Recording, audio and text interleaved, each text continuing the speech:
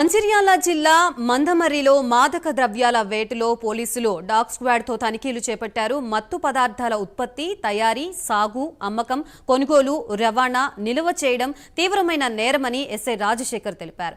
యువత మత్తుకి బానిసలై బంగారు భవిష్యత్తుని నాశనం చేసుకోవద్దని సూచించారు.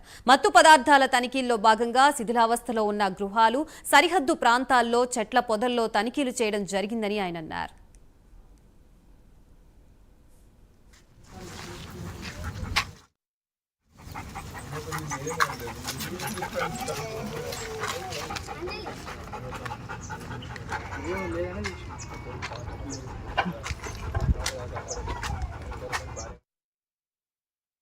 మందమర్రి పోలీస్ స్టేషన్ పరిధిలో నార్కోటిక్ డాగ్ ద్వారా పాత గాంజా నేరస్తుల ఇళ్లలో వారి పరిసర ప్రాంతాలలో సోదా చేయడం జరిగింది. గాంజా రహిత సమాజమే ధ్యేయంగా గౌరవ సిపి గారి డీసీపీ గారి ఆదేశాల మేరకు మందమర్రి సిఐ గారు మరియు బెల్లంపల్లి ఏసీ గారి ఆధ్వర్యంలో ఈరోజు ఒక కార్యక్రమం చేయడం జరిగింది. ఈ యొక్క డాగ్ అనేది గాంజాయి, తర్వాత డ్రగ్స్, నార్కోటిక్స్ ఎటువంటివి ఉన్నా కూడా గుర్తుపట్టి మనకు నేరస్తులు గుర్తించడానికి అవకాశం ఉంటుంది.